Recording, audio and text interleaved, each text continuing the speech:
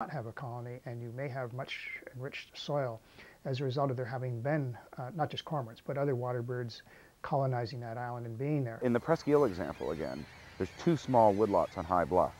One of them is actually still alive and probably will remain so because the roots are in water. That dissipates the droppings and the burning effect it has on it. The dry woods is largely dead now. It's, I think, 13 hectares in size. And when you look at the total amount of habitat killed by nesting cormorants, we're talking tens of acres. We're not talking hundreds of acres or thousands of acres or thousands of miles of shoreline, as some groups claim. I mean, these things are really having a very limited impact. And yet it's causing us to spend something like $250,000 a year to try to keep these trees alive. So if the question is we're just trying to save the forest for the sake of a forest, it would be a lot more economical to go buy some woodlots on the mainland. You could save way more forest for a lot less money. But that isn't the way they're looking at it. And instead, we're just getting all focused on these birds killing trees, as if that's somehow not allowed. I mean, beavers kill trees. All sorts of things kill trees. We're not launching a war on all the other things that kill trees. They're pushing all the other birds out. What we find is that cormorants and herons coexist. Presque eel's a good example. The cormorants came first, and it was only after they were there that herons, although there's lots of good heron habitat around there, decided to go in where the cormorants were. I personally think the cormorants were the sort of the impetus to draw the herons into nesting on the island. At least the great blues and great egrets, both of which have only been there since the late 90s. I've seen cormorants all over North America in colonies with everything from snowy egrets to great egrets to black-crowned night herons to roseate spoonbills, glossy ibis, in ground nesting colonies where they nest on the ground with all kinds of species of gulls, terns, including some of the very rare terns.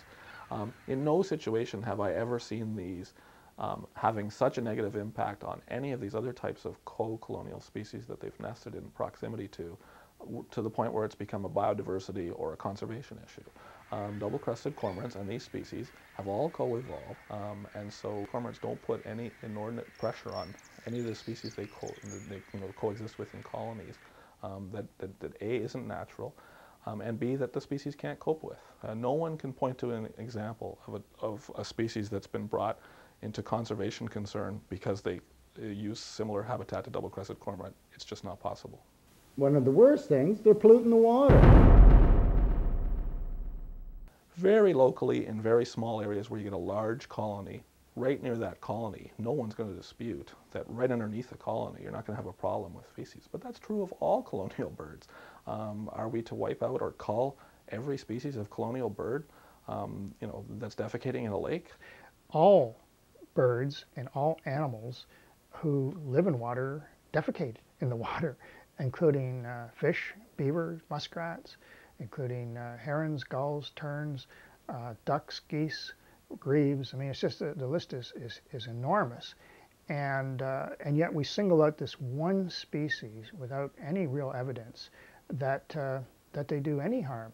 If we can have a colony of 60,000 ring-billed gulls, 10,000 pairs of double-crested cormorants, and 1,000 pairs of black-crowned night herons here in Toronto, and it not create any problem in close proximity to our water intake for the drinking water of 4 million people, then I think it's not a very good argument to say that these things are closing beaches and they're ruining water quality.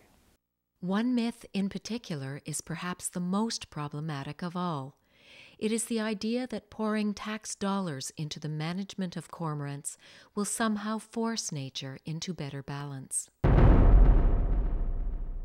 We keep going in with this idea that we know what we're doing and it's going to either fix things or make it more the way we want it. And to me, it's only causing more devastation and destruction. I think the biggest threat is in trying to change the natural process in a colony. This is a colonial bird grouping. You won't find a colonial bird grouping anywhere in the world that is constant or static. And yet the ministry have just obsessed about how we've got to get in there, get the cormorants out of the trees to save the herons, which are nesting in the trees. But how do you go into a mixed species colony and selectively scare out only the cormorants, particularly when the herons are more nervous than the cormorants are? When the management program began, all 3 species of herons, black-crowned night heron, great egret, and great blue, were at their highest recorded levels ever at Presqu'île, and their numbers were increasing continually up until every year until the cormorant management started. Great blue herons, even by the ministry's numbers, are in decline now. The black crowns are being moved around to substandard areas. These management activities have caused more harm to the herons than any number of cormorants have caused.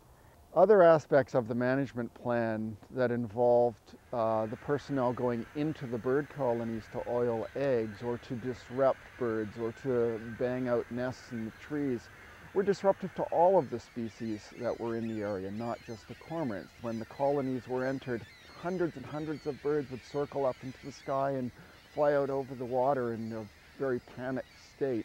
From the point of view of a park, which is supposed to be a protected area and a pristine area, you just don't want any of these effects of disturbance. You want the area to remain in a natural state, and it can't when you're having people track through on foot or with their ATVs or along the shore in their power boats.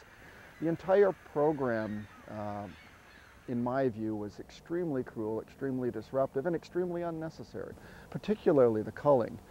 I guess as a veterinarian, I have to accept certain things about society, and I think our society has decided it's okay to use animals and to kill animals, but we've been very clear in both the Criminal Code and the Ontario SPCA Act that if we're going to kill the animals, we have to do it humanely.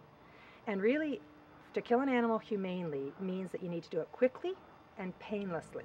The cormorant cull is anything but that. The vast majority of them would either drown or bleed to death. Neither of those methods of killing are considered humane. Very few of the injured birds were retrieved by the people who were doing the management program, the Ministry of Natural Resources. So we found many birds 5, 6, sometimes 7 days after the shooting has occurred, still alive, floating in the water, huddled on the shore or in other locations. And we had placed many, many calls to the Ministry of Natural Resources asking them to pick up these birds, giving them the exact locations of many of these birds, and they were never picked up. There's injured birds in the water. Are you gonna go get them? I can show you where they are.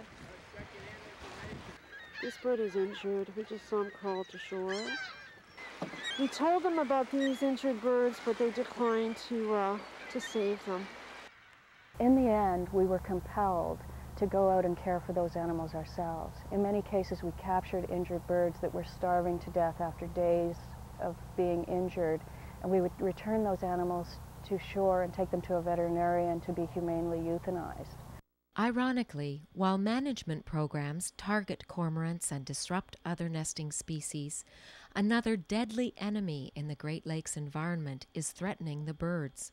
There's a real problem out here that's affecting cormorants, loons, grebes, mergansers, and on islands in Lake Ontario, they're finding thousands of dead cormorants annually killed by botulism, and yet this isn't being factored in at all into the management strategy. Certainly it would be better use of our government taxpayer dollars to be studying what's doing this than to be using that money on cormorant management. The Ontario Ministry of Natural Resources and similar agencies in the U.S. haven't considered the effects of botulism, to which cormorants seem to be very susceptible. They're top of the food chain, which means that they bioaccumulate toxins that are in the environment.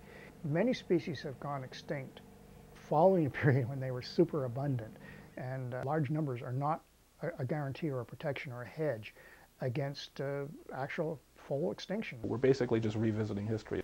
The government 60 years ago allowed culling to go on at a time when the bird was just on the precipice of having this huge drop due to DDT. And we nearly wiped the cormorant out. You know, it may be 10 years from now we're trying to save cormorants on the Great Lakes again. It's such a web of life, and they don't seem to understand that you can't just go and plug out the strands and have it work still.